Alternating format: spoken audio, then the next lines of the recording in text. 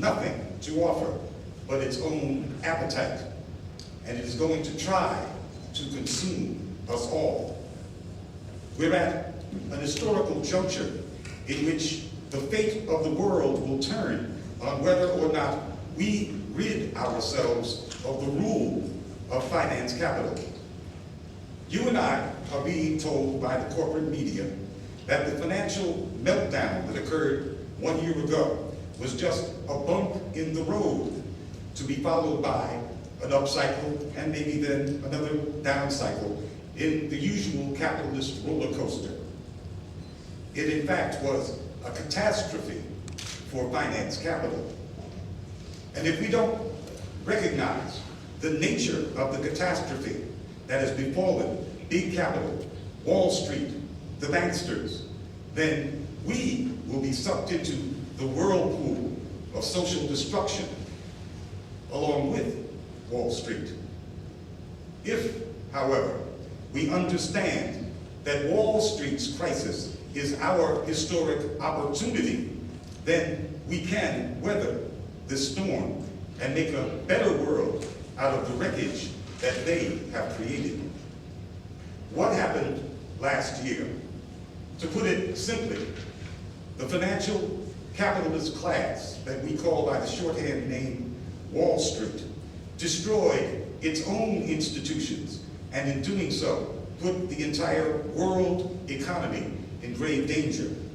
To be specific, the great investment banks finally disconnected themselves from the real productive economy of planet Earth and became the ultimate casino.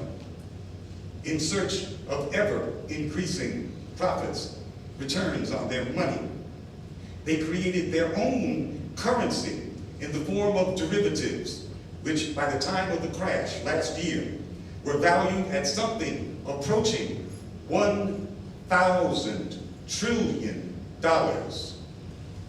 To give you some idea of the magnitude of $1,000 trillion, the entire economy of planet Earth is valued at about $50 trillion a year. That's the value of every good and service produced by every man, woman, and child on Earth, from the great auto manufacturers of Japan to the Ethiopian coffee farmer to the mom and pop store on the corner here in Columbus, Ohio. The sum total value of every transaction produced by humanity in a whole year is about $50 trillion. Yet the great investment banks, the hedge funds, the insurance companies, the financial capitalist class had invented their own twilight zone with its own values and bookkeeping that had no relationship to the real world of work, of food, of shelter, of science, of social welfare, or even of business as we had come to know it. They invented, out of nothing, a world in which there existed derivative instruments, a new form of money that were worth 50 times more than the productive output of the entire planet.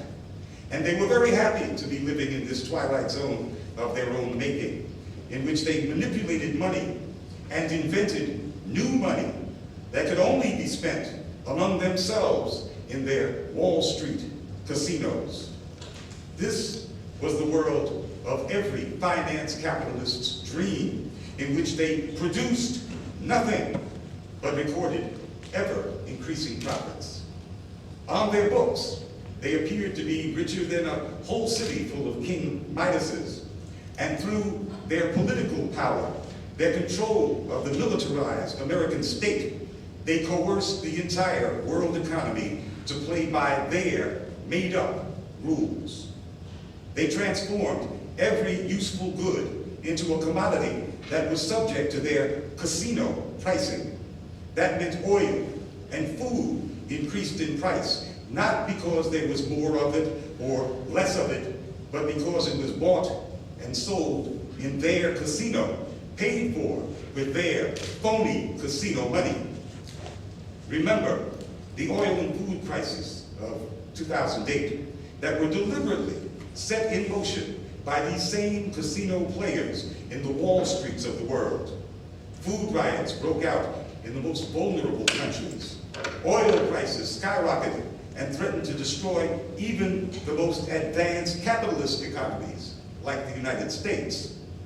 Suburban American life became untenable because of the machinations of casino players, the same players who controlled the government of the United States. The oil companies and agribusiness recorded their biggest profits ever simply by bidding up the price of the commodities they controlled in the casinos created by Wall Street.